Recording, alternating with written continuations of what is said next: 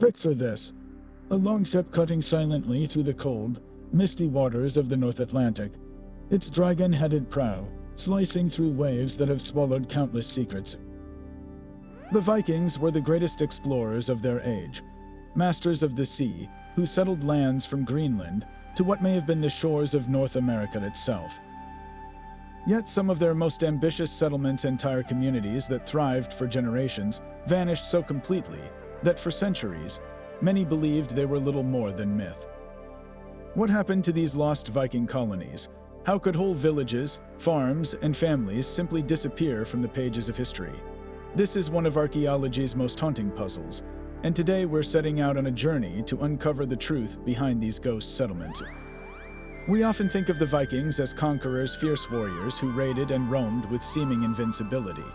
But they were also pioneers, farmers, and settlers who pushed further into the unknown than any European civilization before them. In places like Greenland and Vinland, they built homes, raised families, and carved out lives in some of the most unforgiving landscapes on Earth. And then, gradually or suddenly, they were gone. Records fall silent. Sagas hint at struggles but offer no clear ending. For years, historians could only guess at their fate. It's a mystery that speaks to something deep within us, the fragility of human ambition, the relentless passage of time, and the unsettling idea that even the boldest dreams can fade into silence. This video is an expedition into that silence. We'll follow the clues left behind: a decaying longhouse buried under Arctic tundra, a Norse coin found on a distant beach, climate date, a hidden deep within ice cores, and piece together the story of these forgotten communities. We'll explore the theories. Did shifting climates make survival impossible? Did conflict with indigenous peoples lead to their downfall? Or did they simply choose to leave, melting back into the lands from which they came? This isn't just a story about Vikings. It's about what it means to vanish, to be erased from memory, and the enduring human drive to rediscover what was lost. So join me as we embark on a detective story, 1,000 years in the making, tracing the fate of the lost Viking settlements. To truly grasp the magnitude of this disappearance, we first need to appreciate the sheer scale of their achievement.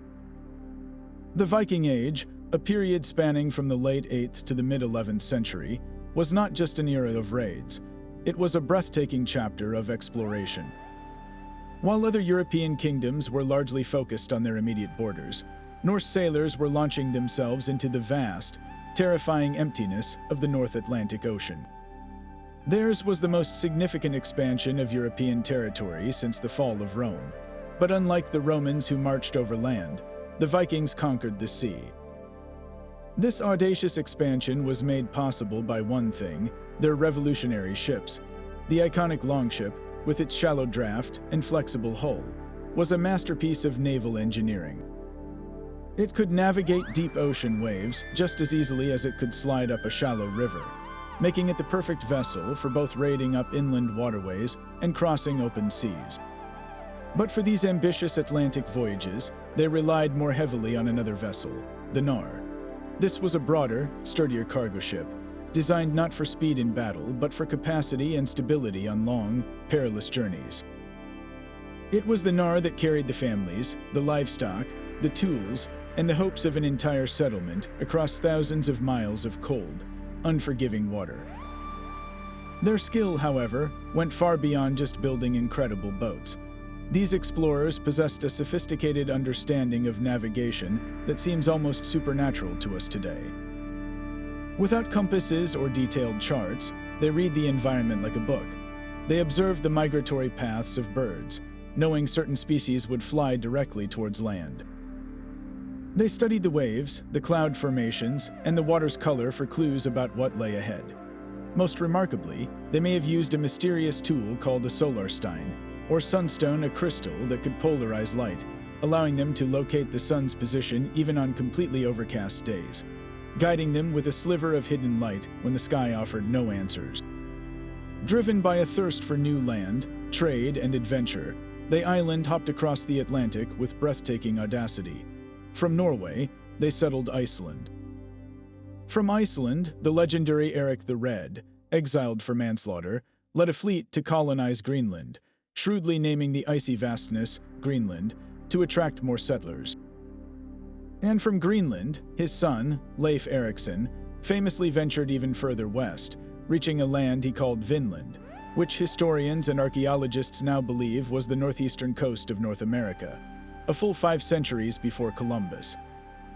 In less than 300 years, they had stretched a chain of settlements from the familiar fjords of Scandinavia to the literal edge of the known world. This network wasn't just a few isolated outposts. It was a thriving, interconnected Norse commonwealth in the North Atlantic, a testament to human ambition and ingenuity. And it is the chilling silence that eventually fell over this vast domain that we must now seek to understand. Of all the Viking territories, none captures the haunting nature of this mystery more than Greenland. This was not a remote outpost or a fleeting camp. It was the heart of their North Atlantic Commonwealth, a thriving colony that lasted for almost 500 years. Its ultimate abandonment stands as one of history's most profound and puzzling disappearances. The story begins with Erik the Red, a man whose talent for persuasion was as formidable as his skills as a sailor and a fighter. Exiled from Iceland for manslaughter around 982, Erik spent his 3 years of banishment not in hiding, but in exploration, sailing west to investigate reports of a large, icy landmass. He returned to Iceland with a masterstroke of marketing, naming this harsh but habitable place Greenland, to attract settlers with the promise of lush, open valleys. His scheme worked brilliantly. Around 985, a fleet of 25 ships set sail from Iceland. Though only 14 completed the arduous journey, they carried the seeds of a new society. These Norse pioneers found a land of stark contrasts. The island's interior was a massive, impenetrable ice cap, but along the fjords of the southwestern coast, they discovered deep, sheltered inlets with rich grasslands perfect for grazing the livestock they had brought with them. They established 2 main population centers, the larger eastern settlement, near what is now Qeqortoq, and the smaller western settlement, closer to modern-day Nuuk. These were not just clusters of farms, they were organized communities. At their peak, the combined population is estimated to have been between 3,000 and 5,000 people. They built sturdy stone longhouses with turf roofs for insulation, constructed churches, including a large cathedral in the eastern settlement, dedicated to St. Nicholas, and even established a monastic community. They had their own laws, their own tithes to pay to the Norwegian crown, and their own bishop. This was a fully functioning medieval European society, operating on the very edge of the viable world. For centuries, they not only survived but prospered, integrated into a vast trade network that was the lifeblood of the colony. Their most valuable export was walrus ivory. In medieval Europe, ivory was a coveted luxury good, used for everything from religious artifacts to ornate game pieces for the nobility. Norse Greenlanders became expert hunters, venturing into the treacherous northern hunting grounds known as the Norðsetur to harvest walrus tusks and hides. In return, trade ships from Iceland and Norway brought essential goods they couldn't produce themselves: iron for tools and weapons, timber for building and ship repair, and luxuries like wine and fine cloth. This trade was their critical umbilical cord to the wider Norse world. And then, silence. The last written record we have of any contact with the Norse Greenlanders is a marriage certificate from the cathedral in Gardar, dated to 1408. After that, the historical record goes completely dark, when a Norwegian trade ship, blown off course, finally made landfall in the eastern settlement in the mid-1500s. The crew found no living Norsemen. They reported only abandoned farms, a single corpse lying face down on a beach, and silence. The thousands of settlers, their churches, their farms, their way of life all had vanished, leaving behind only stone ruins that slowly sank into the permafrost. The mystery is not that a colony failed. It's that a society that had weathered 5 centuries of incredible hardship, that had adapted and endured for so long, could simply cease to exist without any clear account of its final days. What catastrophic combination of forces could have severed that 500-year thread? Of all the theories proposed to explain the Greenland colony's demise, the most comprehensive and widely supported points to a powerful and impersonal force, a dramatic shift in the Earth's climate. We have to abandon our modern conception of a stable environment and understand that the world the Vikings knew was changing in profound and catastrophic ways. The period we now call the Little Ice Age was not a single event, but a long, grueling climatic shift that began to grip the North Atlantic around the 1300s, just as the Norse colonies were at their peak. This wasn't about a slight drop in temperature on a thermometer. It was a fundamental restructuring of their entire world, attacking their society on every front. The most immediate and devastating impact was on their ability to feed themselves. Norse agriculture in Greenland was a precarious balancing act from the start, entirely dependent on a short, reliable growing season to harvest hay. This hay was the absolute foundation of their survival. It fed the cattle, sheep, and goats that provided them with meat, milk, cheese, and wool through the long, dark winters. As the Little Ice Age tightened its grip, winters grew longer and noticeably harsher. Springs arrived later, and autumns turned cold sooner, drastically shortening the precious window for growing grass. Summers became cooler and wetter, which might sound pleasant but was a disaster for hay production, as the crops needed steady sunshine to dry properly after cutting. Without sufficient hay, livestock would starve in the winter, leading to a cascade of famine for the human population that relied on them. Archaeological evidence from Meadows, those ancient garbage dumps that tell so many stories, shows a troubling trend. Over time, the bones of farm animals like cattle and pigs, which require more feed and shelter, become rarer, replaced by those of goats and sheep, which are hardier but provide less sustenance. It's the silent record of a people slowly losing their battle against a changing climate, forced to adapt to a dwindling food supply. Yet the climate's assault was twofold, and its second blow was perhaps even more fatal. It severed their lifeline to the outside world. The same cold temperatures that shortened the growing season also caused Arctic sea ice to expand dramatically southward. The North Atlantic became a treacherous maze of pack ice and icebergs for more months of the year, making the already perilous sea voyage from Iceland or Norway nearly impossible. This had a crippling effect on trade. Remember, the Greenland colony's economy and survival were built on the export of walrus ivory and the import of essential goods like iron, timber, and grain. As the sea ice made voyages increasingly dangerous and rare, that critical umbilical cord was cut. Without regular ships, they couldn't get the iron needed to repair tools and weapons, nor the timber to maintain their fishing boats and homes. Their ability to hunt walrus for the ivory trade, their main source of wealth, would have been severely hampered without new materials. They were utterly isolated, left to face the worsening conditions alone with dwindling resources. This theory presents a powerful and tragic narrative, a once thriving society slowly strangled by environmental change. It wasn't a single, dramatic event like a plague or a battle, but a slow, grinding pressure that eroded their way of life season by season, year by year. The combination of agricultural collapse and total isolation would have created a desperate scenario of malnutrition, social breakdown, and ultimately, a fading out of the population. The silence from Greenland, in this light, is the sound of a people whispering for help into a stormy sea that no ship could cross, until eventually, there was no one left to call. But the story of their collapse may be more nuanced than just an unforgiving climate. While the environment created immense pressure, some historians argue it was a devastating economic shock that ultimately broke the colony's back. For centuries, the entire Greenland enterprise was propped up by one incredibly specific luxury commodity: walrus ivory.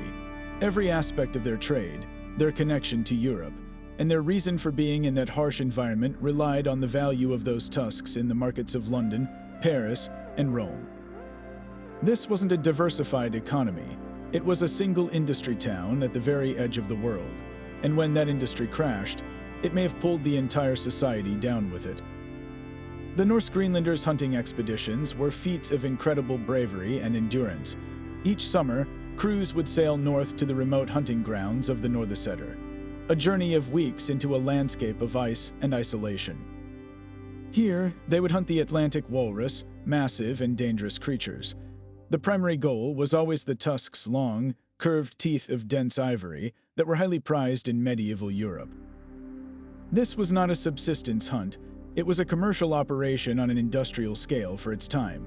Archaeological evidence from sites like the farm beneath the sand has uncovered stacks of walrus skulls with the tusks neatly removed, a grim testament to the systematic nature of this trade. This ivory was their gold. It was what paid for the timber, iron, and grain that arrived on the Nars from Norway. It funded the construction of their stone churches and paid for the tithes to their king and their bishop. Their entire purpose, in the eyes of the wider Norse world, was to be suppliers of this precious material. And then, the bottom fell out of the market. Starting in the 13th and 14th centuries, Europe's trade routes were expanding dramatically. The Crusades and improving relations with the Islamic world opened up new avenues of commerce, and a different, more desirable type of ivory began to flood European markets: elephant ivory from Africa. Compared to the dense, often yellowish and difficult to carve walrus ivory, elephant tusk was a superior product. It was larger, whiter, softer, and far easier for artisans to work into intricate religious sculptures, luxurious game pieces like those of the Lewis chessmen, and other fine objects demanded by the elite. Why would a European noble pay a premium for a smaller, lesser product from a frozen island at the end of the earth when they could get a better one from a more reliable source? This shift in consumer preference was catastrophic for Greenland. The value of their only significant export plummeted. At the same time, demand for their other goods, like walrus hide ropes and live polar bears, which were sometimes sent as exotic gifts to European royalty, was never enough to sustain the economy. Imagine the impact. The ships from Norway, already facing the increasing danger of sea ice, now had even less reason to make the treacherous journey. The profit margin was gone. A voyage that was once a lucrative enterprise for a Norwegian merchant was now a high-risk, low-reward endeavor. The lifeblood of the colony trade slowed to a trickle, and then, likely, stopped altogether. This economic hypothesis paints a profoundly human tragedy. It suggests that even as the climate grew colder and their fields produced less, the Norse might have found a way to hang on, to adapt and endure as they had for centuries. But without the trade goods to maintain their ships, their tools, and their connection to the culture that defined them, they lost their reason to be there. The world simply moved on, finding a better product from a more convenient place, and in doing so, it silently withdrew its support from a community that had depended on that link for its very survival. Their isolation became not just geographical, but economic and cultural, leaving them stranded in a changing world that had forgotten they were there. Yet another compelling layer to this mystery suggests the Norse downfall may have been as much a crisis of culture as one of climate or commerce. Imagine a community under immense pressure, surrounded by a people who had mastered survival in this exact environment for millennia. The Thule Inuit, ancestors of the modern Greenlandic people. The archaeological record shows these two cultures coexisted in Greenland for at least 100 years. And here we find one of the most tragic and puzzling aspects of the story: the stunning lack of cultural exchange between them. The Norse, despite their desperate circumstances, seem to have made a conscious choice to remain who they were, to uphold their European identity even at the potential cost of their own survival.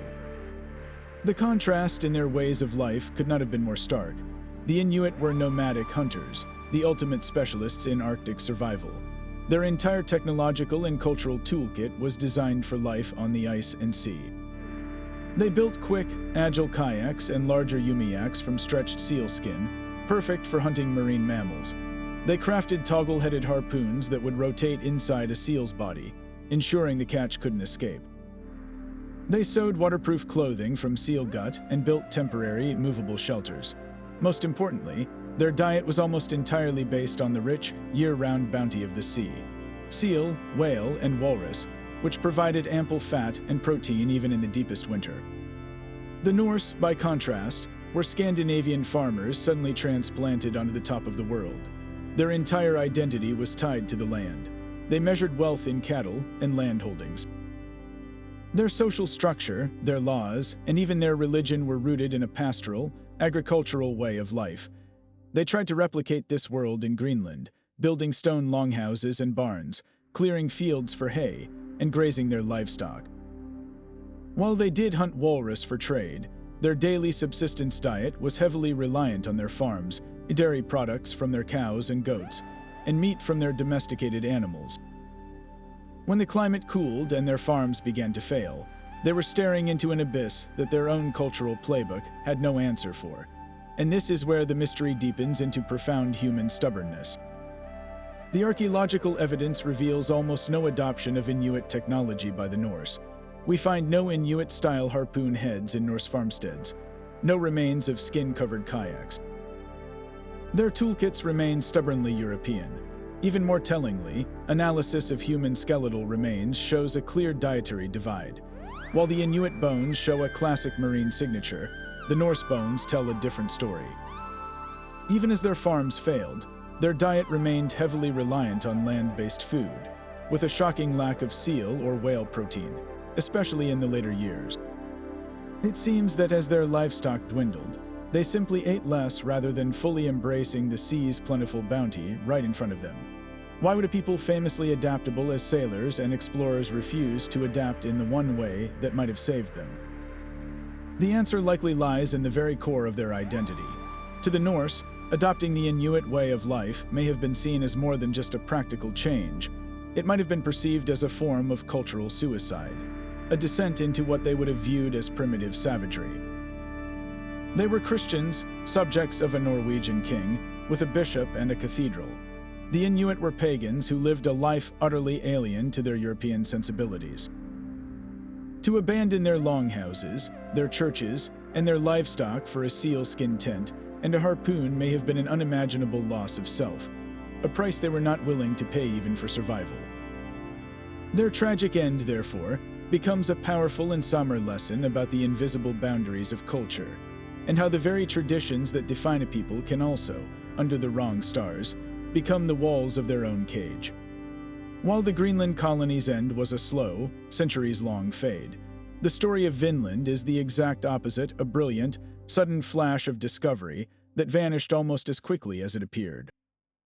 If Greenland represents a mystery of endurance, then Vinland presents a mystery of abandonment. This was Leif Erikson's legendary settlement in North America, established around the year 1000, a full 5 centuries before Columbus ever set sail.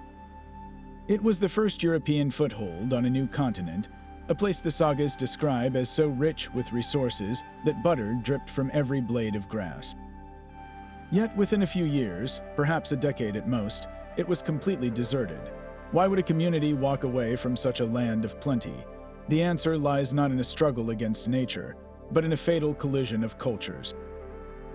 The incredible discovery of the Viking settlement at Meadows in northern Newfoundland in the 1960s finally provided the physical proof that the Viking sagas were more than just stories. Led by the Norwegian explorer Helge Ingstad and his archaeologist wife Anne Stein Ingstad, the team uncovered the unmistakable remains of a Norse village. They found the foundations of 8 buildings, including 3 large multi-roomed longhouses, a forge for smithing iron, a carpentry workshop, and even a simple bathhouse.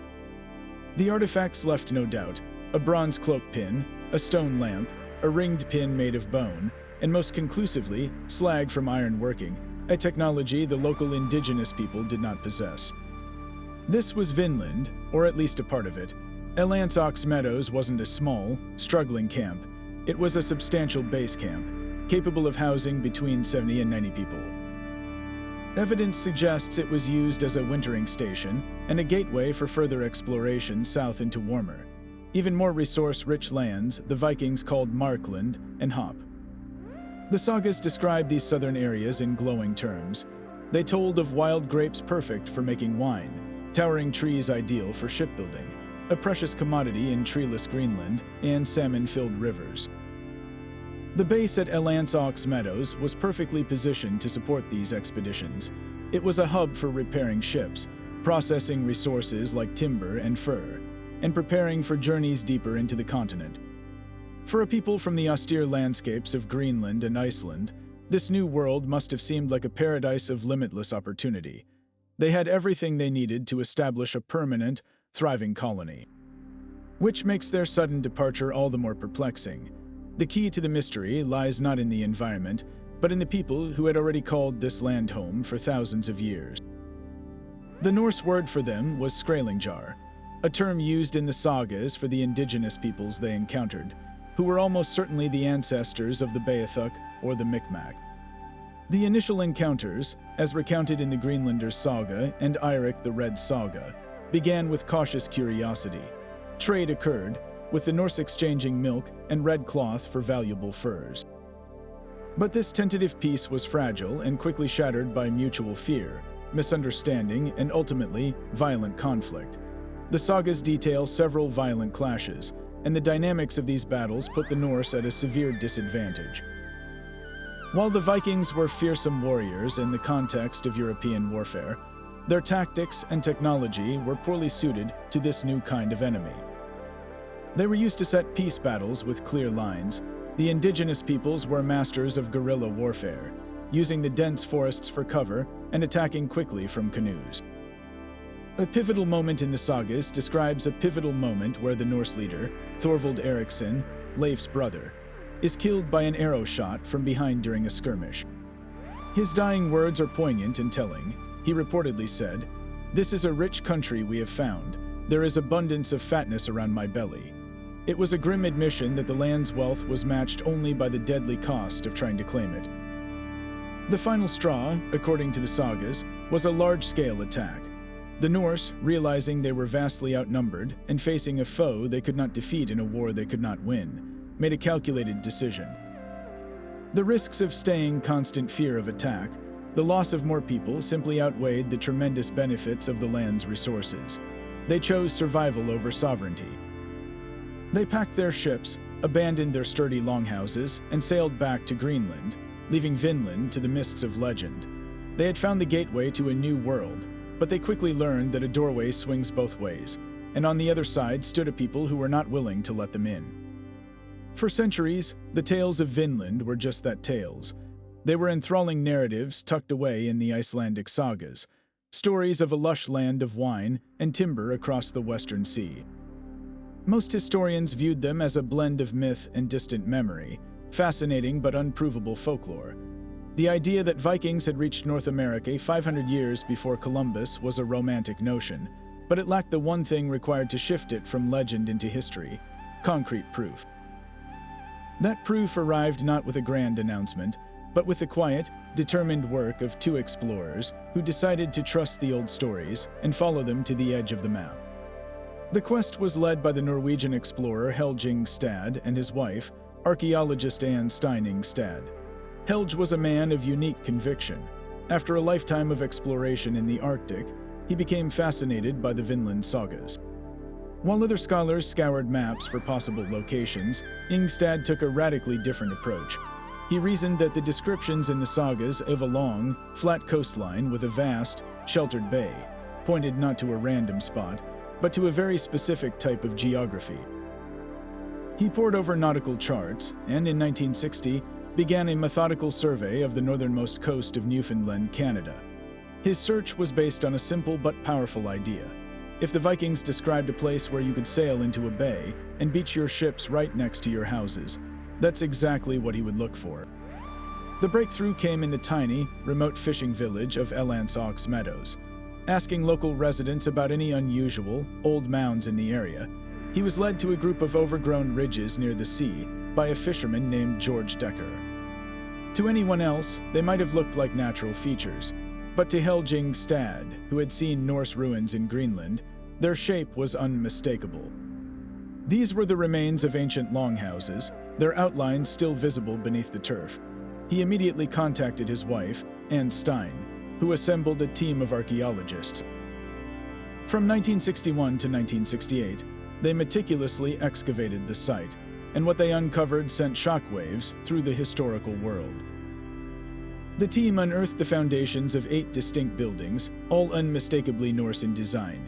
There were 3 large multi-roomed longhouses, several smaller dwellings, a forge where blacksmiths had worked iron, a carpentry workshop, and a bathhouse, a classic Norse sauna.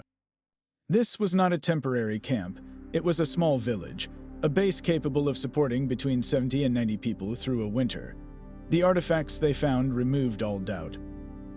There was a bronze cloak pin, a stone oil lamp, a spindle whorl for spinning wool, and most conclusively, slag from iron processing. The Vikings had been smelting bog iron right there on site, a technology far beyond the capabilities of the local indigenous peoples at that time. Carbon dating placed the settlement squarely around the year 1000, confirming the timeline of the Sagas. In that moment, Leif Erikson and Vinland moved from the shadowy realm of myth into the clear light of documented history.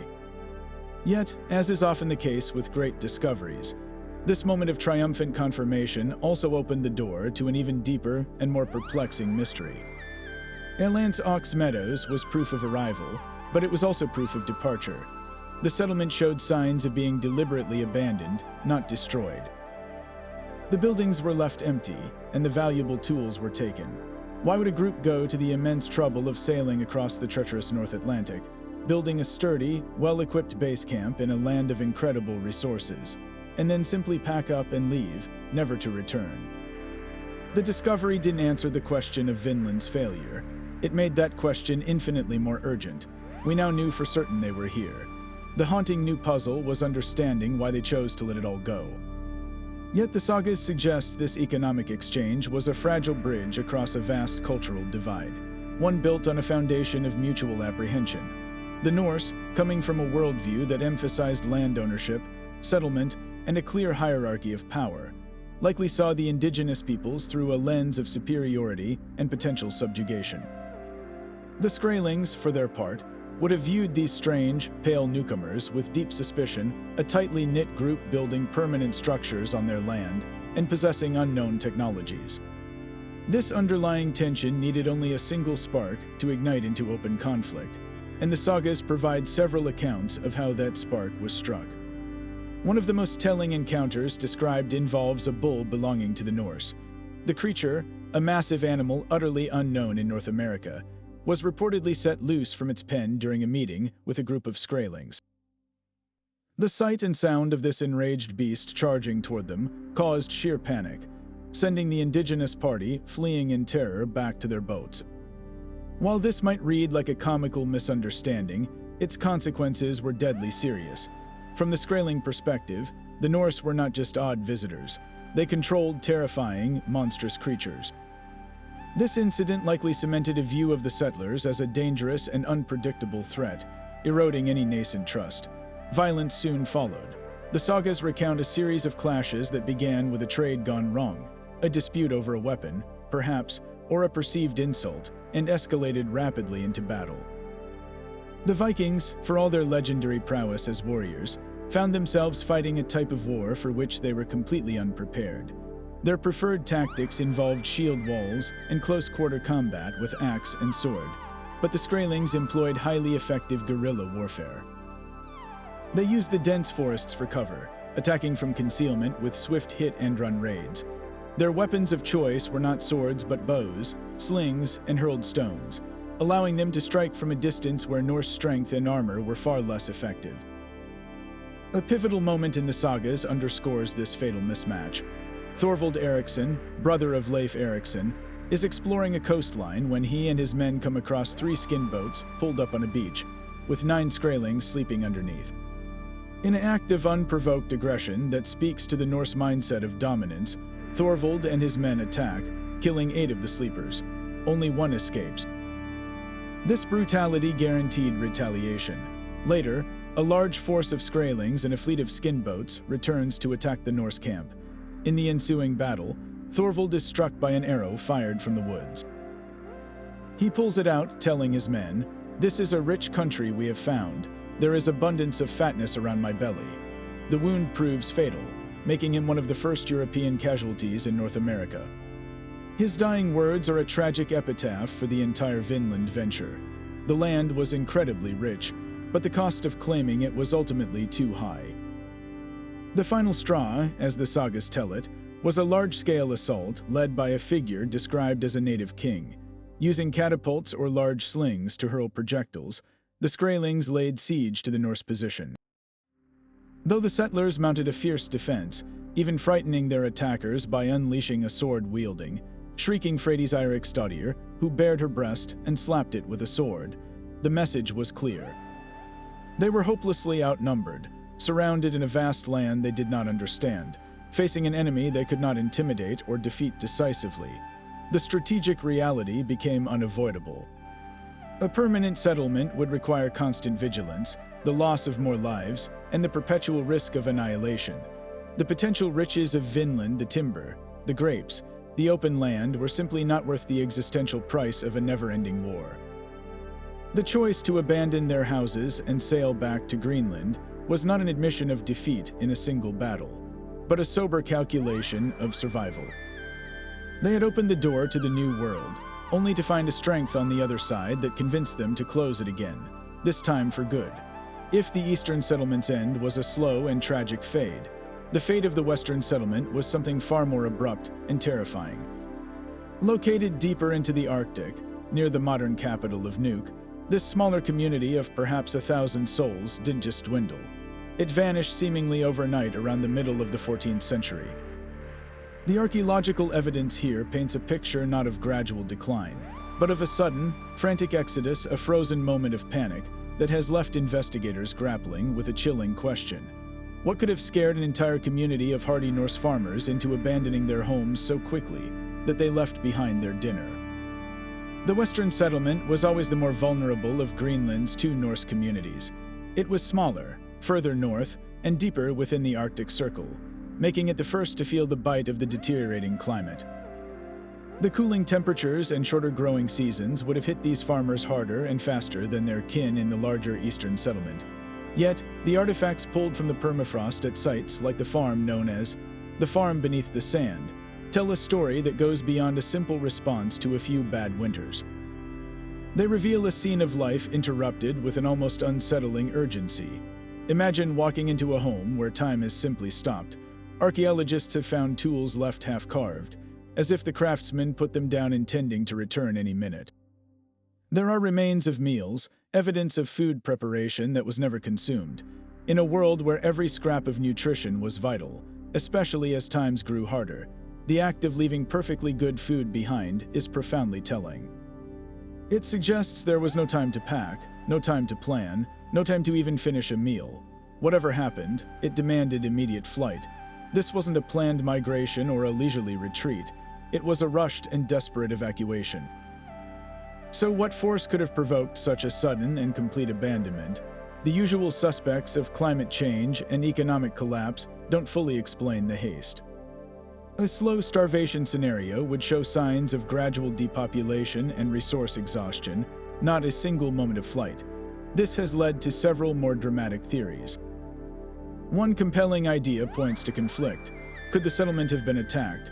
As the climate cooled and resources dwindled, competition with the Inuit, who were also being pushed south by the expanding ice, would have intensified.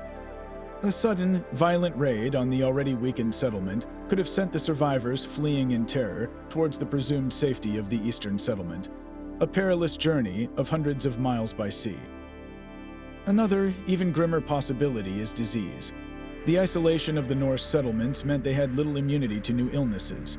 A ship from Europe, perhaps arriving after years of no contact, could have unwittingly brought with it a plague, like the Black Death, which was ravaging Europe at precisely this time. A devastating pandemic could have ripped through the small, close-knit community with terrifying speed, killing so many so quickly that the few survivors, fearing for their lives, simply gathered what they could and fled, leaving the dead and their possessions behind. The most haunting clue, however, comes from the very last person to have any recorded contact with the Western settlement, a Norwegian priest named Ivar Bardarson, who was sent to administer the Diocese of Greenland, later reported that when he traveled to the Western settlement, he found it entirely deserted. His account mentions no bodies, no signs of battle, just empty farms, but he also noted something else, a detail that has fueled speculation for centuries. He claimed the only inhabitants he saw nearby were a herd of wild, free-ranging sheep. This small, pastoral image is somehow more disturbing than any tale of battle.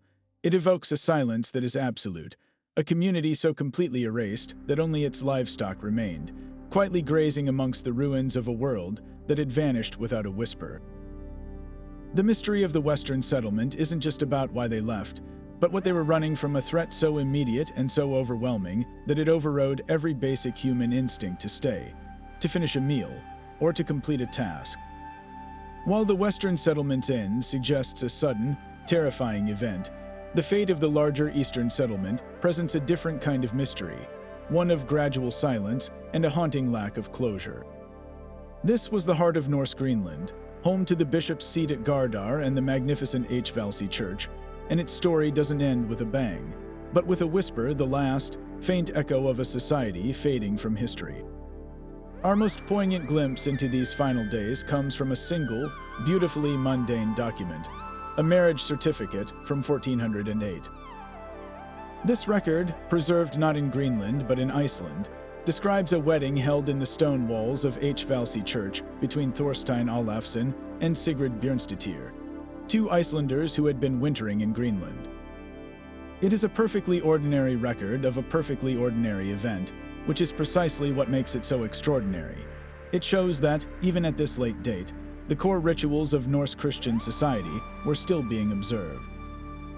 The church was functioning, a priest was present to officiate, and the community was still intact enough to host and witness such an occasion. There is no hint of panic, famine, or despair in this document. It is simply a snapshot of life carrying on. And then, absolutely nothing. After this record, the historical curtain falls. No more letters, no more trade manifests, no more records of any kind. The silence that follows is deafening. This complete absence of a paper trail is itself a critical clue. For a society that was part of the wider Norse world and under the authority of the Norwegian crown, this cessation of all communication is profoundly abnormal. It strongly implies a final, definitive severing of the maritime link to Iceland and Norway. The sea ice, which had been making voyages increasingly dangerous for decades, likely finally won, establishing a permanent barrier that no ship could penetrate. The Eastern settlement was now utterly alone, cut off not just from trade, but from the entire cultural and religious network that defined its identity. They could no longer request help, send news, or receive a new bishop or priest. They were a medieval European community cast adrift on an ice-locked island, left to their own devices with dwindling resources and no hope of reinforcement. This leads us to the most perplexing archaeological puzzle of all, the stunning lack of dramatic evidence. If a society of several thousand people met a catastrophic end, we would expect to find clear signs of it. Yet, extensive excavations at Eastern settlement farmsteads have uncovered no mass graves, no layers of ash from a widespread conflagration, and no caches of skeletons showing signs of violent trauma or battle. The ruins themselves tell a story of orderly abandonment, not sudden destruction. Homes were left intact, with personal possessions and tools often removed. This pattern suggests a slow, deliberate departure, not a single apocalyptic event. It paints a picture of a population that didn't die out on the spot, but instead made a collective decision to leave. So where did they go? One compelling theory is that they didn't perish, but simply left, facing relentless environmental pressure, total isolation, and the collapse of their traditional way of life. The last Norse Greenlanders may have undertaken a final, desperate evacuation. Using whatever seaworthy vessels they had left, they might have staged a controlled exodus, likely heading back to Iceland, the homeland of their ancestors. This would explain the lack of bodies and the absence of valuable items in the ruins. They took what they could carry and sailed away. This theory turns the narrative from one of a tragic die-off to one of migration, a community choosing to abandon a failed project and seek refuge elsewhere, their story dissolving into the wider population of Iceland and losing its distinct identity. However, another, darker possibility exists. Perhaps they didn't need to go anywhere because the end came not from a single disaster, but from 1,000 small cuts, a phenomenon known as a structural collapse. Imagine generations of nutritional stress due to poor harvests leading to widespread malnourishment. This would result in lower birth rates, higher infant mortality, and increased susceptibility to disease. A series of harsh winters could have caused a critical tipping point, where the population simply became too small and too weak to sustain itself. Social bonds might have frayed, with families retreating into isolation on their individual farmsteads, losing the communal strength needed for large-scale hunting or fishing efforts. In this scenario, the end would have been a quiet, pathetic fade into nothingness, a community growing smaller, weaker, and more isolated with each passing year until the last elderly individual on the last farm simply passed away, leaving no one to record the event. The marriage at H. Valsey Church, then, becomes not a sign of health, but a last glimpse of normality before the long, slow descent into silence, a final flicker of light before the lamp went out for good. But could the end have come not from the slow grind of climate or the silent collapse of trade, but from a sudden, violent, and human threat? Another theory, one that taps into our deepest fears of lawlessness on the high seas, suggests the settlements may have been wiped out by pirates. The 15th century was a golden age not for Vikings, but for a new breed of maritime raider preying on the increasingly isolated communities of the North Atlantic. As the power of the Norwegian crown waned, its ability to protect its far-flung territories faded with it, leaving Greenland exposed and undefended. Historical records from Iceland and England do indeed note a sharp increase in pirate activity in these waters during this precise period, with Basque, English, and even Dutch captains known to operate far from home, seeking easy plunder. The logic of this theory is compelling in its simplicity. A pirate captain, perhaps blown off course or deliberately searching for uncharted harbors, stumbles upon the Norse settlements. To these raiders, Greenland would have appeared as the perfect target, a wealthy, isolated community, known from earlier trade to possess valuable stocks of walrus ivory, furs, and perhaps even church silver, yet completely cut off from any hope of royal protection or swift retaliation. A swift, brutal raid could have yielded a fortune in booty for very little risk. The settlements, their fighting-age men likely depleted by generations of hardship, and with no standing army or fleet to defend them, would have been horrifically vulnerable. A single, well-armed ship could have wreaked absolute havoc on a community that hadn't seen organized violence in centuries. The most frequently cited culprit in these accounts are Basque whalers. These sailors were among the most skilled and adventurous mariners of the era, pushing deep into the North Atlantic in pursuit of whales and cod. Some historical sources, though often vague and second-hand, hint at conflicts between these whalers and the peoples they encountered. Could a violent encounter with a Basque crew have escalated into a massacre? Or perhaps it was the English, whose merchants and adventurers were increasingly flexing their naval power. The problem, however, and it is a significant one, is that the archaeological record has so far stubbornly refused to cooperate with this dramatic narrative. If a pirate raid had sacked and burned the eastern settlement, we would expect to find a very specific set of clues. We would look for a layer of ash across multiple farmsteads, indicating a widespread conflagration. We would search for evidence of violent death, skeletons with cut marks from swords or axes, or arrowheads lodged in bone, perhaps even a mass burial site. We would hope to find the smoking gun of the raiders themselves, a single artifact that unmistakably originated from elsewhere, like a distinct type of Basque pottery, an English coin minted after the colony's radio silence, or a piece of weaponry alien to Norse design. To date, none of this evidence has been conclusively found.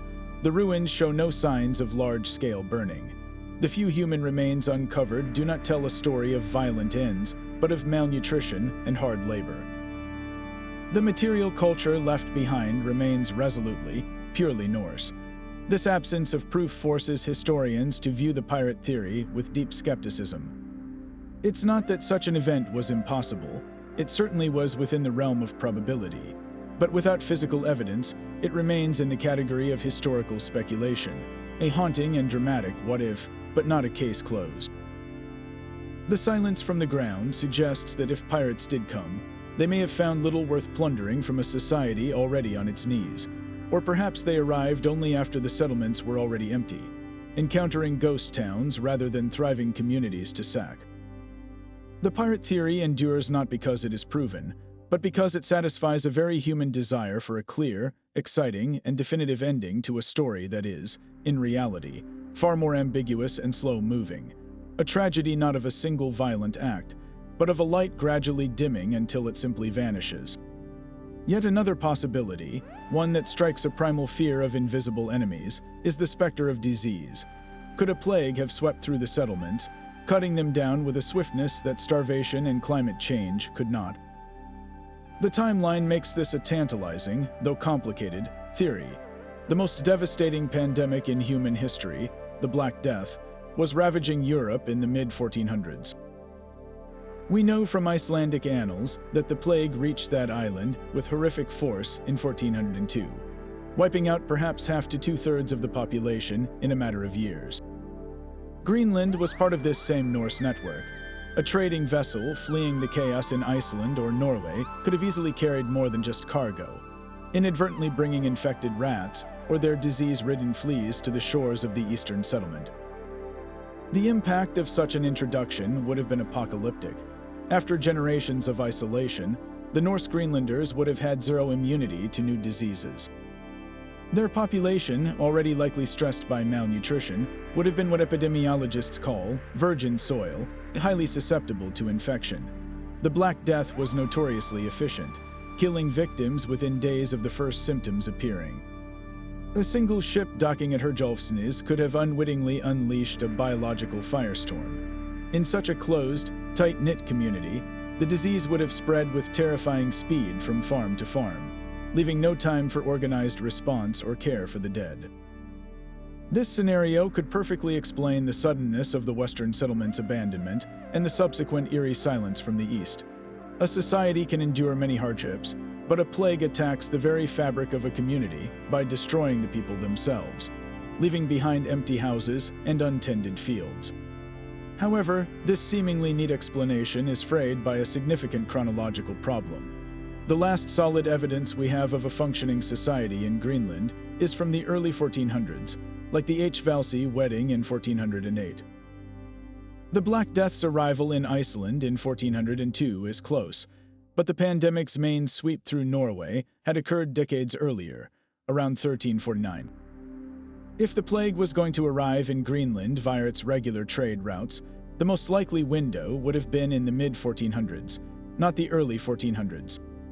By the time the plague hit Iceland, the maritime connection to Greenland was already becoming dangerously thin. Furthermore, Greenland's extreme cold might have provided a small measure of protection. The bacterium responsible for the plague, Yersinia pestis, and the fleas that carry it, thrive in warmer, more humid conditions. The long, frigid Arctic winters could have naturally suppressed flea populations, potentially slowing the spread of the disease or even preventing a major outbreak altogether. This doesn't rule out other illnesses, of course. A host of other European diseases, smallpox, measles, typhus, could have been just as devastating if introduced, but the evidence for any of them remains entirely circumstantial. The frustrating truth is that after centuries of excavation, archaeologists have found no mass graves in Greenland that correspond to this period. No pits filled with jumbled skeletons showing the telltale demographic profile of a pandemic, which typically kills the young and the old indiscriminately. This absence of evidence is a powerful silence in itself. If a plague had killed thousands of people in a short time span, the living, weakened and few, would have been unable to bury the dead properly. We would expect to find exactly the kind of chaotic, urgent burial sites that have been discovered at other plague locations across Europe. The fact that we haven't suggests that if disease did play a role, it may have been as a final blow to a population already on the brink, a secondary crisis following malnutrition that finished off a community too weak to fight it, rather than a single, catastrophic event that arrived out of a clear blue sky. Perhaps the most radical and thought-provoking theory suggests the Norse did not vanish at all, but instead chose a path of ultimate integration, shedding their European identity to become part of the fabric of Inuit society. This idea proposes a quiet cultural surrender rather than a dramatic physical end, a story not of death but of transformation. It's a concept that challenges our very definition of disappearance, asking whether a people can be considered lost if they willingly walked into a new way of life, leaving their old world behind. Imagine a young Norse man, his community's farms failing and trade ships a distant memory, watching an Inuit hunter return from the ice with a fat seal that will feed a family for a week. The attraction of that proven survival strategy, of that certainty in an increasingly uncertain world, would have been powerful. In the face of cultural extinction, assimilation can appear not as a defeat, but as the most pragmatic form of adaptation. The mechanics of this theory are built on the undeniable fact of coexistence. We know the Norse and the Thule Inuit shared Greenland for well over a century. During that time, there would have been encounters beyond trade and conflict exchanges of knowledge, perhaps even periods of tentative cooperation. In the brutal arithmetic of survival, skills are more valuable than tradition. A Norse woman might have learned from an Inuit neighbor how to sew watertight sealskin boots, a far more effective defense against frostbite than woolen socks. A Norse man might have traded a metal knife for lessons in wielding a harpoon, a tool that could mean the difference between feast and famine. These small, individual acts of adoption could have slowly eroded the barriers between the two cultures, creating a middle ground where identities began to blur. The most profound step on this path would have been intermarriage. As the Norse population dwindled and became increasingly isolated, finding partners within their own community would have grown difficult. Unions with Inuit individuals would have offered not just companionship, but a lifeline integration into a robust, thriving network of extended family, with the proven skills to prosper in the Arctic environment. Children from these unions would be bilingual, bicultural, and equipped with the best survival technologies from both worlds. Over generations, the distinct Norse identity, their language, their religion, their stories of longships and kings would have faded, replaced by the dominant and successful Inuit culture. The Norse wouldn't have died out, they would have been absorbed, their bloodline continuing but their cultural memory fading into a new whole. Despite its elegant and humanistic appeal, this theory faces one significant hurdle: a stunning lack of genetic evidence. Extensive DNA studies of modern Greenlandic Inuit populations have so far found almost no trace of Norse ancestry. If widespread assimilation had occurred, we would expect to see a distinct genetic signature from those medieval Norse settlers preserved in the modern gene pool. Its absence is a serious challenge to the idea of a large-scale merger. However, this doesn't entirely rule out the possibility. The Norse population in Greenland was always small, perhaps only 5,000 at its peak.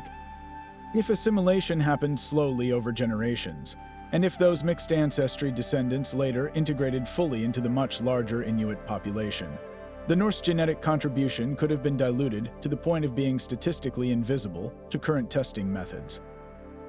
The story of their integration, if it happened, might be written not in genes, but in the subtle and untraceable echoes of cultural practices lost to time. It remains a captivating and controversial what if, a whisper of a different, more peaceful ending to the Viking saga in Greenland.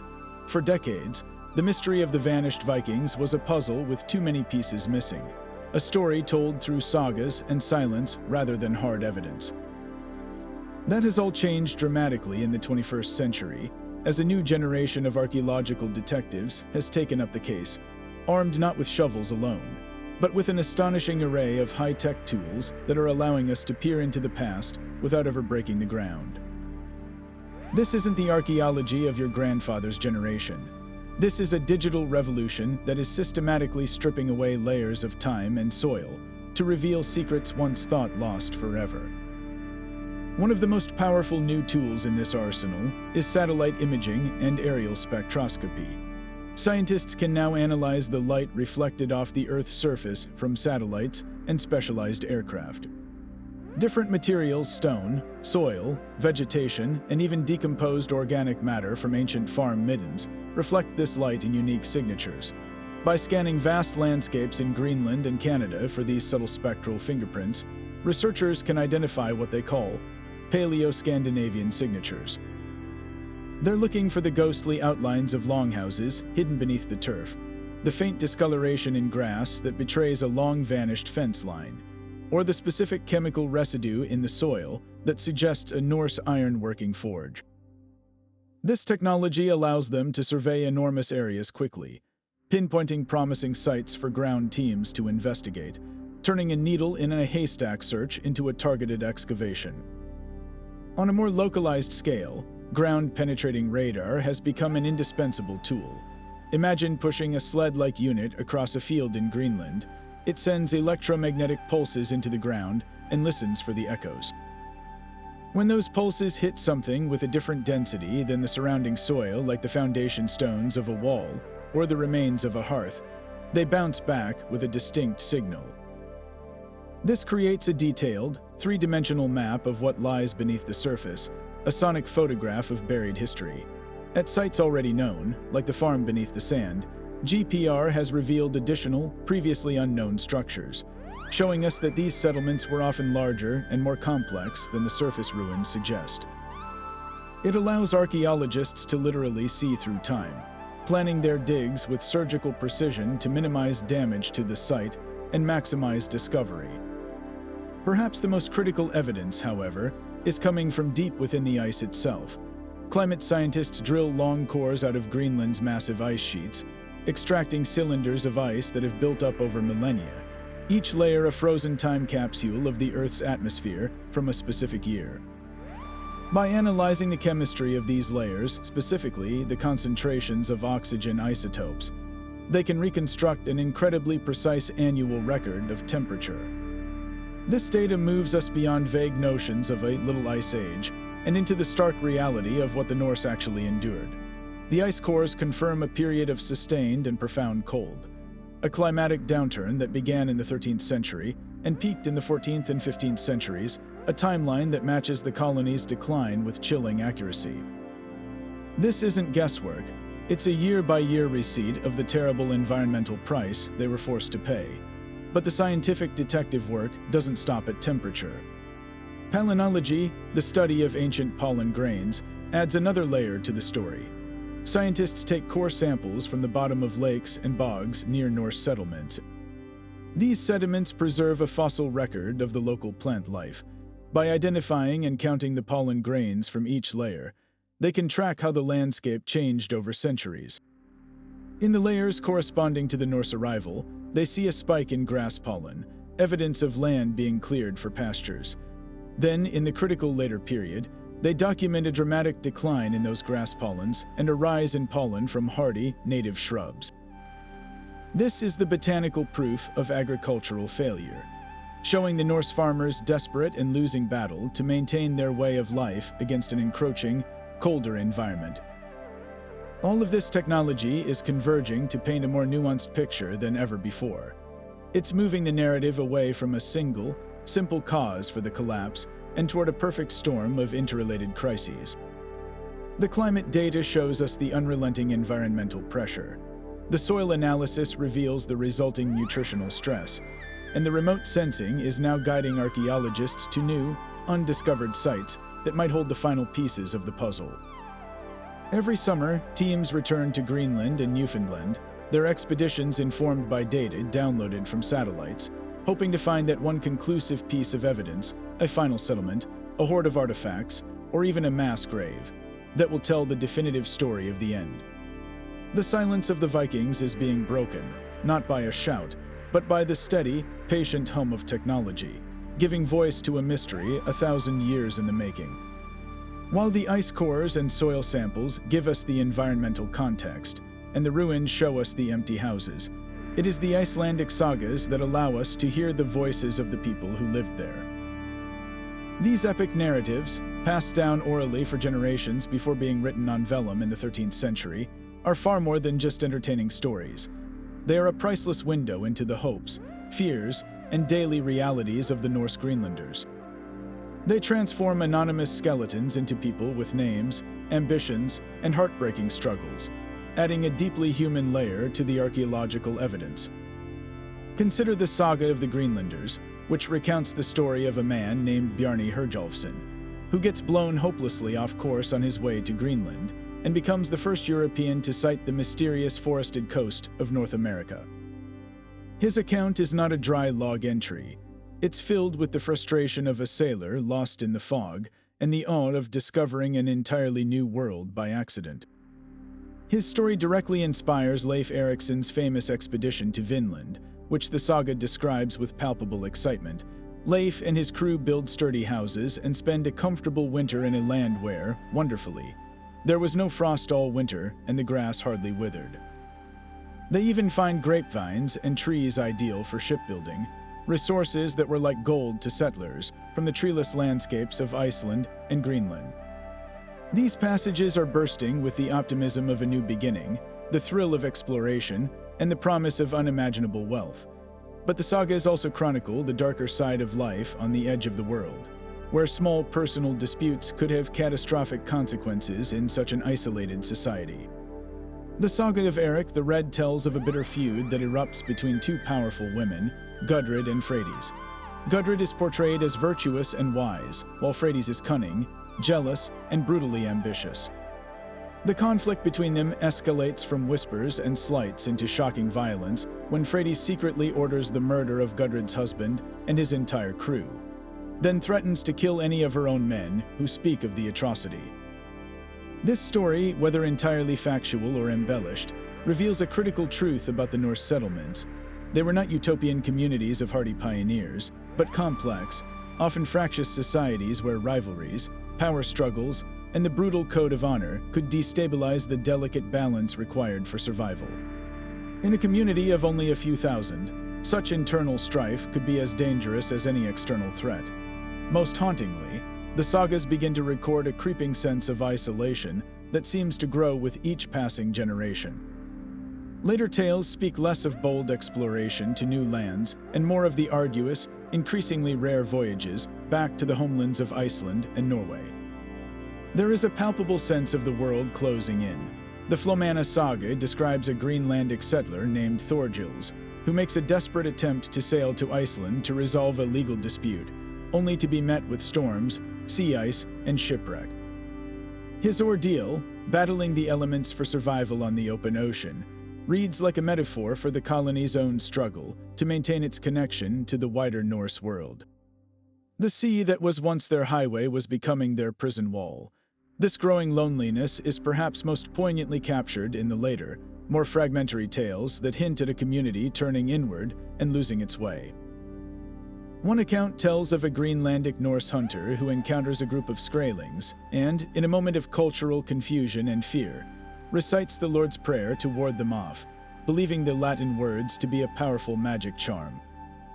This small, sad detail speaks volumes about a society slowly losing its connection to the Orthodox Christianity of its roots, adapting its faith into a more superstitious, isolated form suited to its harsh and lonely reality. The sagas, therefore, give us the entire arc of the Greenland experience, from the triumphant shouts of discovery to the whispered prayers of a people feeling increasingly alone in a vast, silent land, wondering if anyone in the world beyond the ice remembered they were there at all. Yet another layer to this mystery involves a powerful institution that had once been a cornerstone of Norse identity in Greenland, but which then fell strangely silent, the Church. For a medieval European society, the presence of a bishop was more than just a spiritual matter. It was a declaration of legitimacy, a direct link to papal authority and the wider Christian world. The Greenland settlements had their own bishopric established at Gardar in the eastern settlement around the year 1126, and for over 2 centuries, a succession of bishops made the arduous journey from Norway to oversee their flock in this remote corner of the world. The bishop was not only a religious leader, but also a major landowner and political figure, responsible for collecting tithes and managing the church's considerable wealth, which included vast farms and herds of livestock. So when the church, one of the most powerful and bureaucratic institutions of the Middle Ages, simply stopped appointing new bishops for Greenland and ceased all record of communication or tithe collection in the early 15th century, it wasn't just an administrative oversight. It was a screaming red flag that something was profoundly wrong. This abandonment by the church presents us with 2 deeply puzzling possibilities. The first is that the church in Norway received definitive, if unofficial, news that the Greenland colony had ceased to exist. While the official trade ships had stopped coming, information still traveled through informal channels, whalers, pirates, or Icelandic merchants who had heard rumors from someone who knew someone. If word filtered back to the Norwegian archbishop that the settlements were deserted, or that a plague had wiped out the population, it would make little sense to appoint a new bishop to administer a diocese of ghosts. The act of cutting off the bishopric could then be seen as the church formally acknowledging a tragedy it was powerless to prevent or remedy. In this light, the end of the episcopal line is not a cause of the collapse, but a final, bureaucratic confirmation of it, the last line in the colony's obituary, written by an institution that had given up hope. However, a more troubling interpretation suggests the church didn't just witness the collapse, its actions may have actively accelerated it. Consider the economic reality for the Norse Greenlanders. Their economy was already straining under the pressures of climate change and the collapse of the ivory trade. Yet they were still expected to pay an annual tithe to the church, a tax of 1/10 of their produce, their livestock, and their valuable goods. This tithe was not a voluntary donation, it was a mandatory obligation, a requirement for being part of Christian society. As resources grew scarcer, this tithe would have become an increasingly heavy burden, draining away the very food and materials the community needed to survive. The valuable walrus ivory and hides that could have been traded for essential iron and timber were instead being shipped off to support a distant institution that was offering less and less in return. The church was extracting wealth from a dying community while providing diminishing spiritual and practical support in return, effectively starving the colony of its dwindling capital. The most devastating withdrawal, however, was not financial but cultural. The failure to send a new bishop was a symbolic severing of the colony's lifeline to Christendom. For the Greenlanders, the bishop was their living connection to Rome, the guarantor that their souls were being cared for and that their sacrifices mattered in the eyes of God. His absence would have created a profound spiritual crisis, who would ordain new priests to perform baptisms, weddings, and last rites. Without these sacraments, the community risked falling into a state of sin and existential doubt. The grandeur of the stone church at Valsey, where that last wedding was recorded, would have felt increasingly hollow if the authority behind it had vanished. The church's neglect sent a powerful and demoralizing message to the settlers. You have been forgotten. You are no longer important to the world that defines you. This loss of spiritual support and identity, combined with the crushing economic burden of the tithe, may have been the final weight that broke the back of a society already buckling under environmental and economic strain. The silence from the church, therefore, echoes far beyond empty ledgers. It speaks to a catastrophic failure of duty that left a community not just starving, but utterly alone in the world. While the Norse Greenlanders were battling the ice and isolation with their sturdy gnars, a maritime revolution was underway back in Europe that would unknowingly seal their fate. The very technology that had once connected them to the world was advancing in ways that made their remote colony obsolete. During the 14th and 15th centuries, shipbuilders, particularly in places like the Iberian Peninsula and the Low Countries, were pioneering a new class of vessel, the cog, and later, the carrack. These were not the agile longships of the Vikings, but enormous, floating fortresses of trade.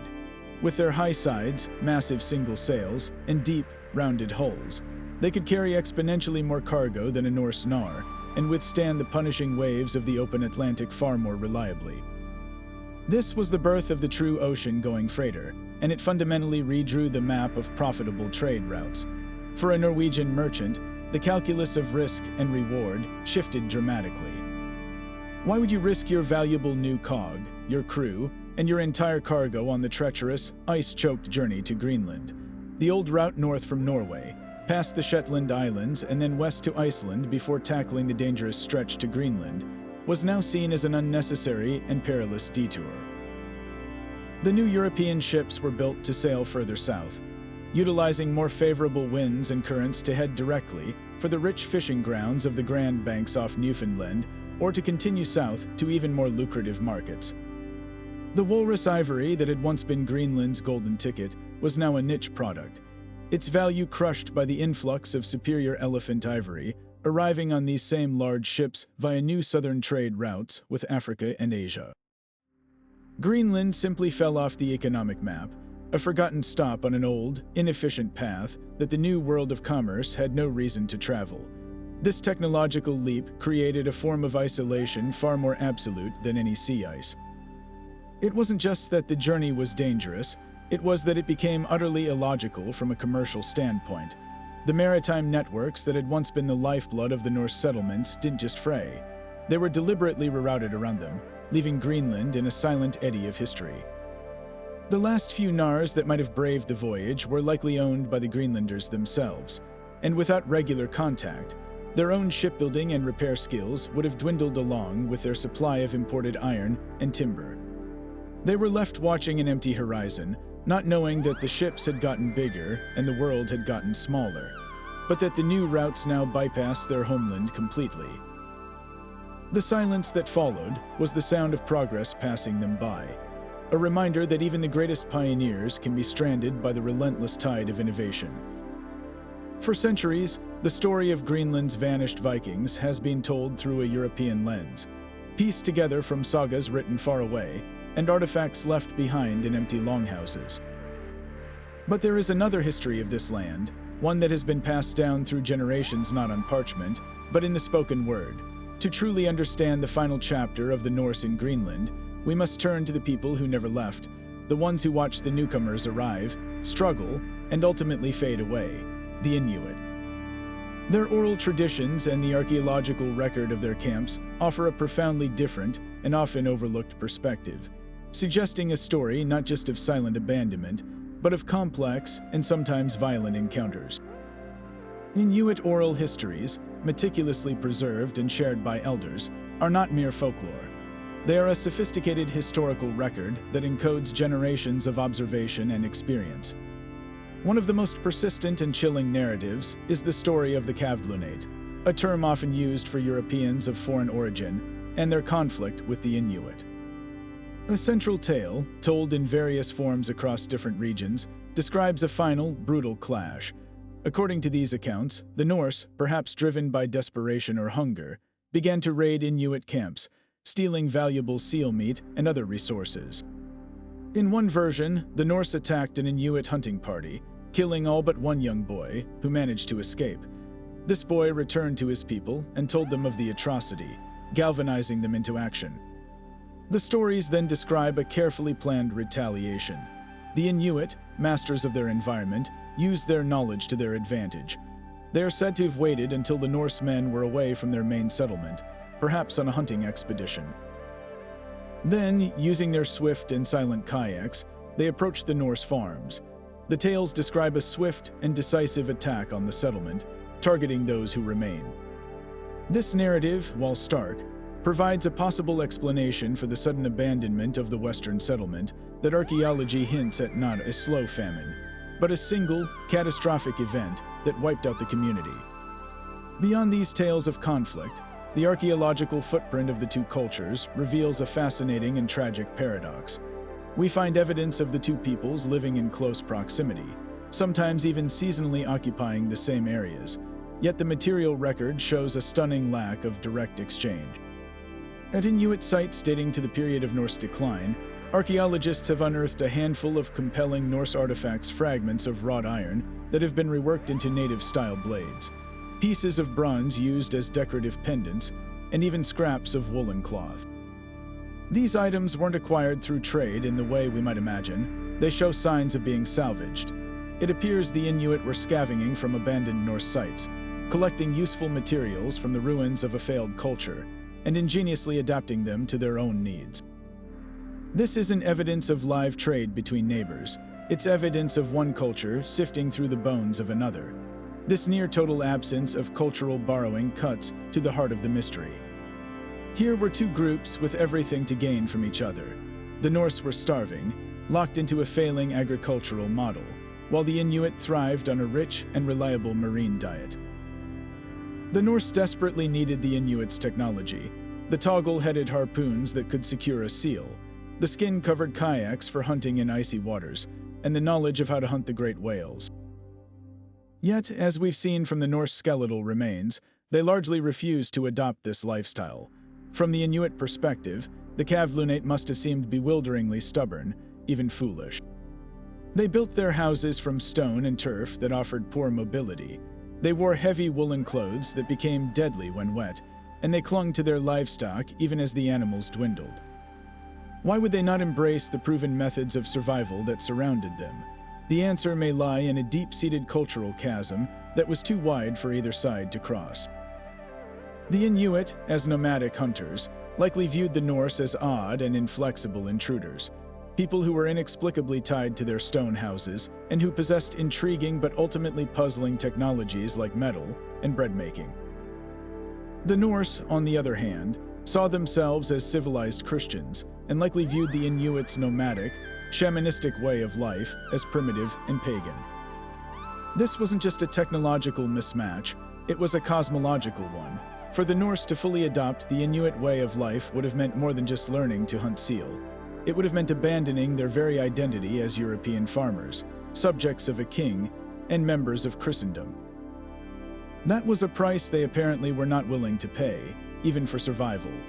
The Inuit stories and the silent testimony of the artifacts suggest a relationship defined by mutual suspicion, occasional conflict, and a missed opportunity of historic proportions.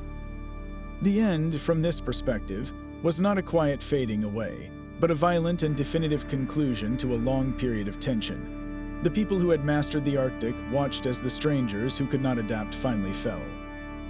Their histories remember not a mystery, but a lesson. In our high-tech age, the search for answers has moved from the frozen soil to the very building blocks of life itself. Cutting-edge genetic science is now being deployed as the newest tool in this ancient cold case, offering a potential way to cut through centuries of speculation and get to the biological truth of what happened to the Greenland Norse.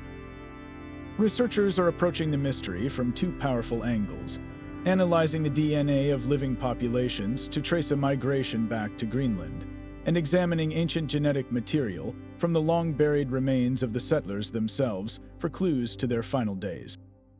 The first approach is a massive genealogical detective story.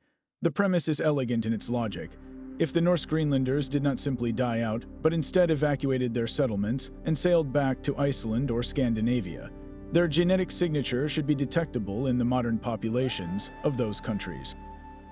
Scientists have embarked on large-scale studies, collecting and comparing DNA samples from thousands of modern Icelanders and Scandinavians. They are searching for unique genetic markers that are specifically linked to the known DNA profiles extracted from Norse remains in Greenland. This is like looking for a specific family surname in a national phone book, but on a molecular level. A strong, identifiable presence of Greenlandic Norse DNA in, say, 14th or 15th century Icelandic burial sites would provide compelling evidence for the migration theory, suggesting a successful exodus and integration. However, the results so far have been inconclusive. While there are genetic links, as one would expect between all Norse populations, a definitive, large-scale influx of Greenland-specific DNA has yet to be found. This absence doesn't disprove the migration idea, but it suggests that if they did leave, their numbers were too small to make a significant impact on the wider gene pool, or that they integrated in such a way that their genetic line eventually faded out. The second, and perhaps more revealing, approach involves going straight to the source, the ancient DNA, or a DNA, of the settlers themselves. By carefully extracting genetic material from skeletons found in the churchyards of Herjolfsnes and other Norse sites, scientists can read a biological biography that the bones have kept secret for centuries. This isn't just about ancestry, it's about uncovering the lived experience of the final generations. One of the most critical lines of inquiry is the search for pathogens. Could a devastating plague, like the Black Death, have reached Greenland? By sequencing the DNA, researchers can test for the presence of the Yersinia pestis bacterium or other ancient diseases. Finding evidence of a pandemic would finally solve the mystery of the swift and silent abandonment, particularly of the Western settlement. Thus far, however, no such evidence has been conclusively identified in the remains, making a swift biological apocalypse seem less likely. Perhaps the most insightful findings have come from isotopic analysis, a related technique that reads the chemical history locked inside the settlers' bones and teeth. Our bodies are built from the food and water we consume, and the isotopes of elements like nitrogen and carbon present in our tissues reflect our diet. By studying these isotopes in Norse skeletons from different time periods, scientists have built a timeline of nutritional change. The results are stark and telling. Early settlers show a diet balance between terrestrial protein from their farm animals and marine protein from fish and seal. But as the centuries pass and we move closer to the colony's end, the isotopic signature shifts dramatically. The later skeletons show a diet increasingly reliant on seal and other marine mammals, with a corresponding decline in land-based food. This is powerful, direct evidence of the agricultural failure predicted by the climate data. It proves that by the end, the Norse were indeed starving off their farms and being forced to turn to the sea for survival. This biological data deepens the tragedy. It shows a people caught in a painful transition, reluctantly eating more like the Inuit, but seemingly without fully adopting the sophisticated hunting technologies that made that lifestyle sustainable. The genetic and isotopic evidence, when combined, paints a picture of a population under severe stress, shrinking, malnourished, and isolated. There is no single genetic smoking gun, no mass grave revealing a plague pit. Instead, the story written in the DNA is one of a slow, grinding pressure, a gradual fading rather than a sudden catastrophe. The silence from the graves is not the silence of a single event, but the accumulating quiet of a community whose biological resilience was simply exhausted. Leaving their stone houses to stand empty as the final chapter of their story was written not in sagas, but in their very cells. To truly grasp the environmental pressures the Norse faced, we must step away from the sagas and into the silent, frozen library of Greenland's ice cap. This immense sheet of ice, thousands of feet thick, is not just a feature of the landscape. It is one of the most detailed historical archives on the planet. Each year, as snow falls, it traps tiny bubbles of the atmosphere and particles from the environment, building up in distinct, countable layers. By extracting deep cores from this ice, scientists can read this frozen chronicle, revealing a year-by-year diary of the climate the settlers endured. This isn't about vague notions of a cold period. It's about obtaining hard, precise data that tells us exactly what the weather was like in, say, the summer of 1323. The process itself is a monumental feat of modern engineering and endurance. Teams drill down into the ice, extracting long, cylindrical cores that can stretch for miles. Back in laboratories, they analyze these cores with incredible precision. One of the most critical measurements involves oxygen isotopes. Simply put, the ratio of different oxygen atoms in the ice is a direct proxy for past temperature. A higher proportion of the heavier oxygen-18 isotope indicates warmer conditions, while a higher level of the lighter oxygen 16 points to colder times. By reading this ratio in each annual layer, climatologists can reconstruct a precise temperature record, creating a timeline that shows not just gradual cooling, but the specific years when the cold bit deepest. What this data reveals is a climate descending into a relentless hardship that perfectly aligns with the Norse decline. The ice cores confirm the onset of the Little Ice Age in the North Atlantic, but they show it was not a smooth, gradual cooling. Instead, it was a volatile and punishing series of extreme cold snaps. With temperatures plummeting to levels the Norse agricultural system was never designed to withstand. These weren't just slightly colder winters. They were profound, multi-year episodes that would have decimated pastures, shortened the already brief growing season to a point of futility, and extended the sea ice, locking the settlements in for more months of the year. Perhaps the most devastating insights from the ice come from the discovery of volcanic ash. The cores contain sharp, distinct spikes of sulfate deposits the chemical fingerprints of massive volcanic eruptions halfway across the world. When a volcano like Indonesia's Mount Semalas erupted in 1257, it ejected millions of tons of sulfur dioxide gas high into the stratosphere. This gas spread across the globe, forming a veil that reflected sunlight back into space, causing a sudden, dramatic global cooling. In the Greenland ice, these eruptions are marked by incredibly high sulfate concentrations. For the Norse farmer, a major eruption meant a year without a summer. The sun would be dimmed, the skies strangely colored, and most catastrophically, the temperatures would crash. A single such summer could wipe out an entire hay harvest, leading to mass livestock starvation the following winter. The ice core record shows the Norse faced several of these volcanic winters during their final centuries, any one of which could have pushed a struggling community over the edge. This paleoclimatology transforms our understanding from a general notion of a cold age to a specific chronology of suffering. We can now see the precise years when the environment turned against the settlers with brutal force. It shows us that their struggle was not against a single bad winter, but a relentless onslaught of climatic extremes that eroded their resilience season by season, year by year. The ice tells a story of a society engaged in a 500-year war against a changing climate, a war they ultimately could not win because their enemy was the very sky above them and the cold deep within the earth itself. While the settlers in Greenland were battling shorter growing seasons and encroaching ice, a parallel crisis was unfolding thousands of miles away, one that would prove just as fatal. The Norse colonies were never designed to be self-sufficient. They were the most remote node in a vast and intricate economic network that stretched all the way to the palaces and cathedrals of Europe. Their survival was utterly dependent on this network, a delicate chain of merchant ships, trade goods, and royal patronage. And in the 14th century, that chain began to snap link by link, severing Greenland's lifeline and leaving it to wither in isolation. The first and most devastating blow was the collapse of their primary export market. For centuries, Greenland's economy revolved around a single, luxurious commodity: walrus ivory. Norse hunters undertook perilous expeditions to the northern hunting grounds, returning with precious tusks that were shipped to Norway and then sold across Europe. In the halls of power, this ivory was fashioned into exquisite religious artifacts, intricate chess pieces like the famous Lewis set, and decorative items for the elite. It was Greenland's gold, the engine that powered its entire economy and paid for the essential imports of iron, timber, and grain.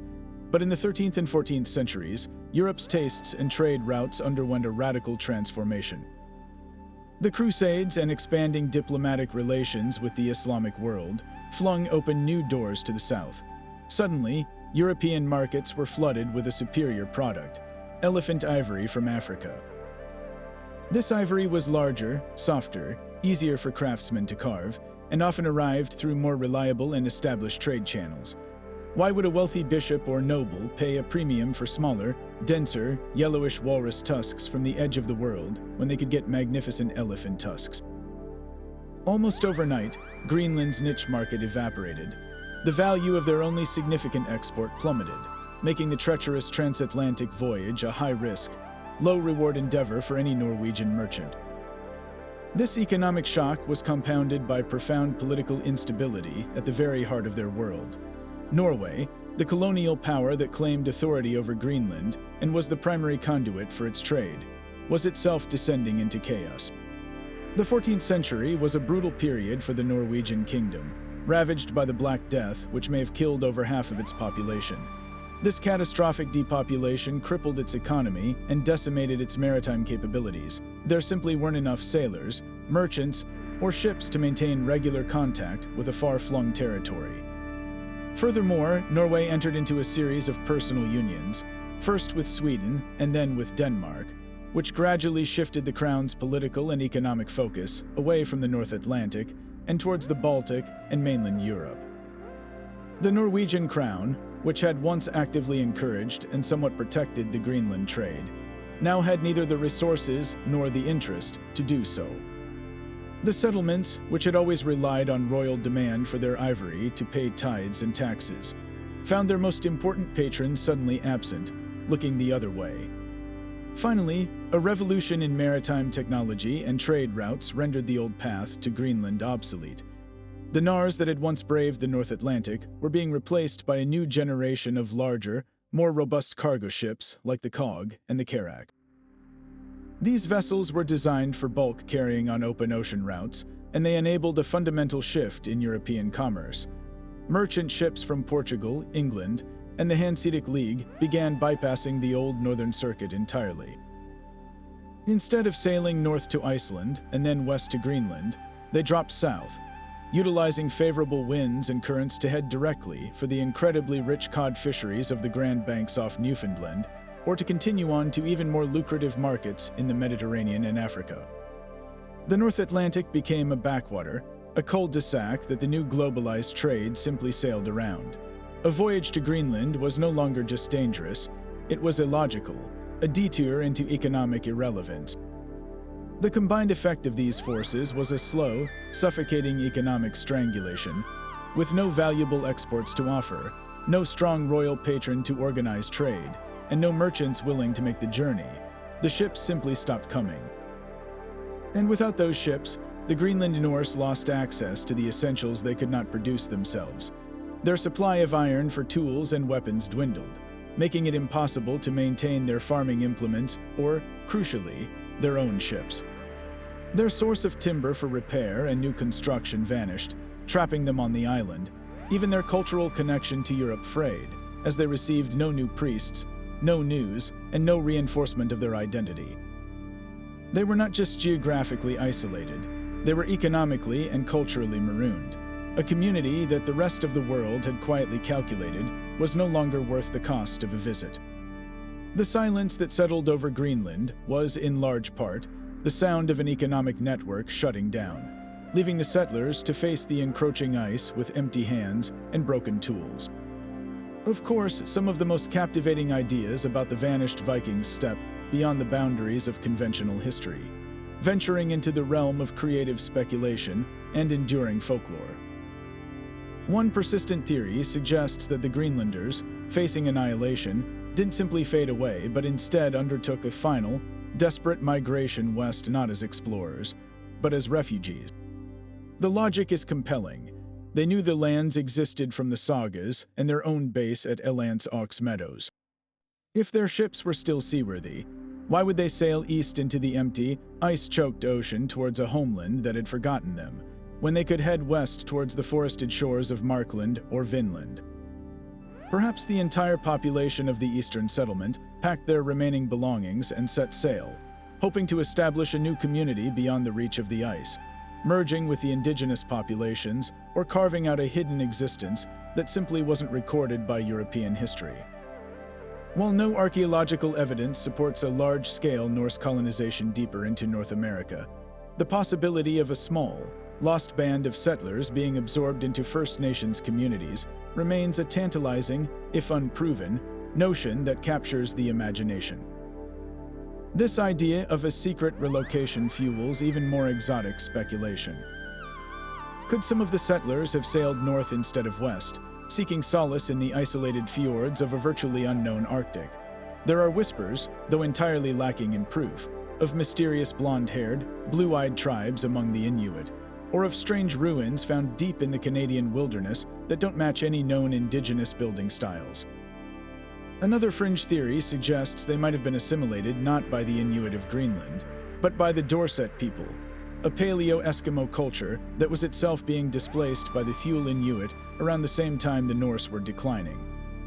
Perhaps these two struggling groups found common cause, creating a unique hybrid culture that eventually vanished altogether.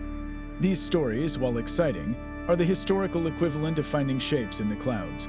They speak to our desire for a neat and dramatic ending, but they lack the solid foundation of evidence that archaeology requires.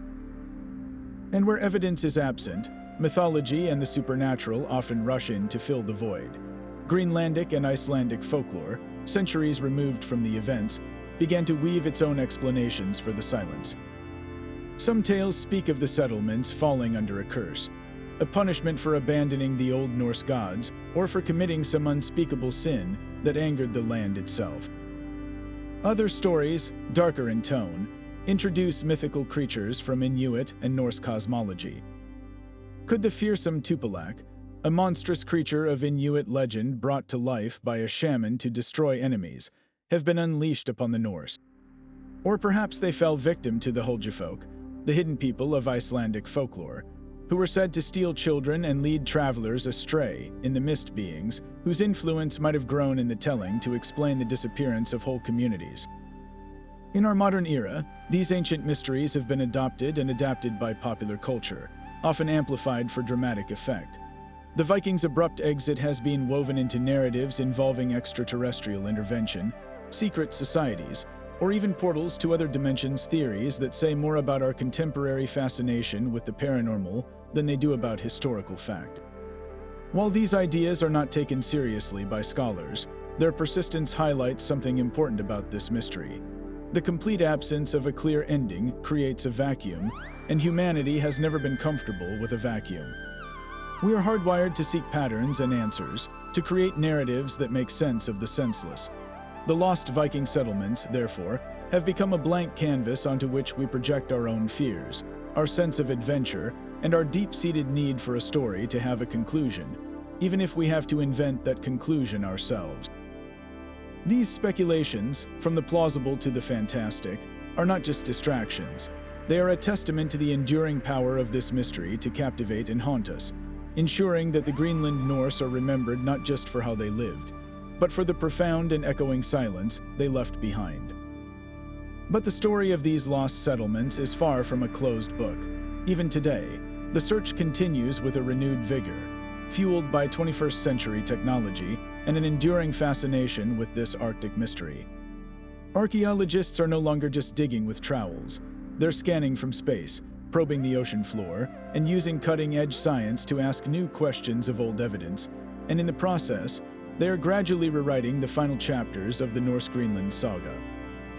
One of the most promising frontiers is the use of satellite imagery and aerial surveys to scour the vast Greenlandic coastline. Researchers are analyzing high-resolution images to identify subtle discolorations in vegetation or faint geometric patterns in the landscape that might signal the presence of buried stone structures invisible from the ground.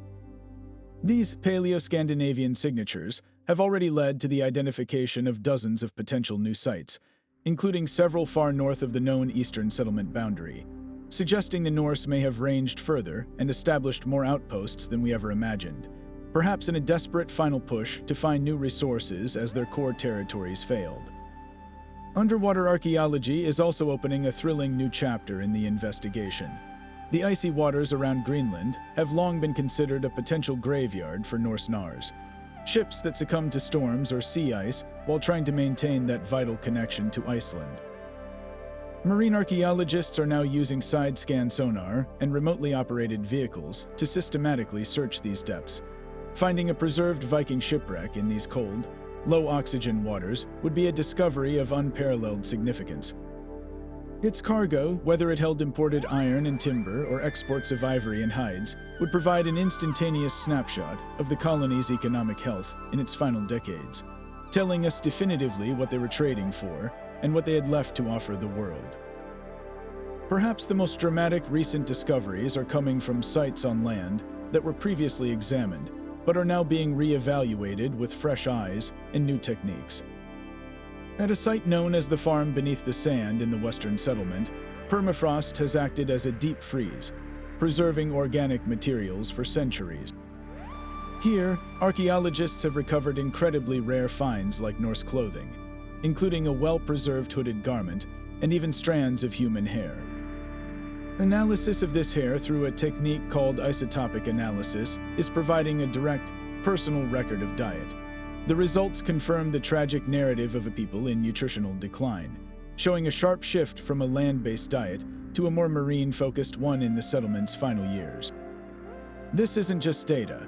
It's a heartbreakingly intimate glimpse into the daily struggle for survival, confirming that they were literally starving before they vanished. Furthermore, the application of refined radiocarbon dating techniques is allowing scientists to date these final occupations with far greater precision. By dating the very last piece of wood used in a hearth or the final meal left in a cooking pot, researchers are building a much clearer timeline of the collapse. This work suggests the Western settlement was abandoned decades earlier than previously thought, around the mid-1300s, while the Eastern settlement may have held on in some reduced form well into the 15th century. This staggering longevity forces us to rethink the nature of their end. It wasn't a single, simultaneous event, but a prolonged and staggered decline, a testament to a breathtaking human resilience that somehow persisted for generations against impossible odds. Each new discovery, whether from a satellite, a sonar scan, or a carefully sifted soil sample, adds another brushstroke to our picture.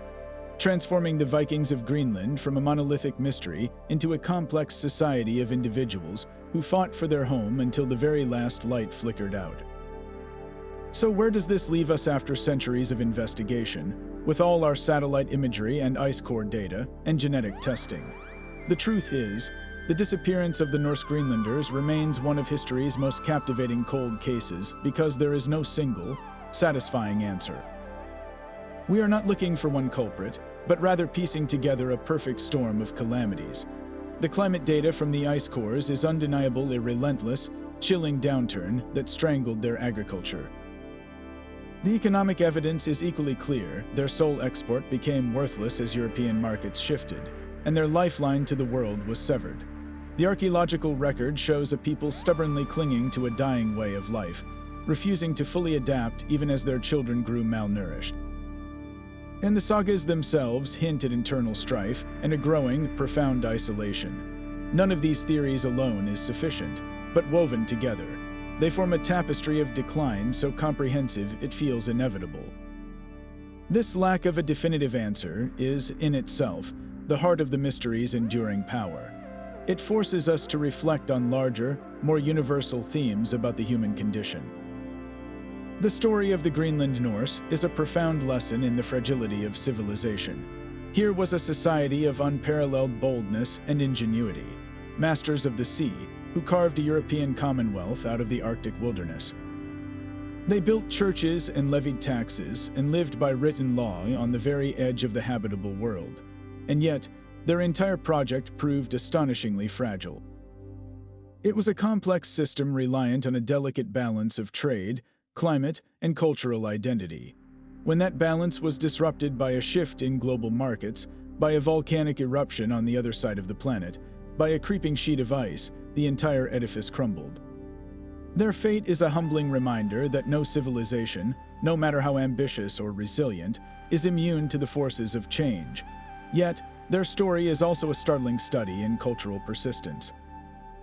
For nearly 500 years, they maintained their identity as Norse Christian farmers in an environment that was increasingly hostile to that very idea. This wasn't a failure of adaptability in the short term, it was a breathtaking success of cultural endurance in the long term. Their refusal to abandon their core identity, even as it became a liability, speaks to something deeply human, the power of tradition and the fear of losing oneself. In the end, they may have chosen to vanish as who they were rather than survive as something they did not recognize.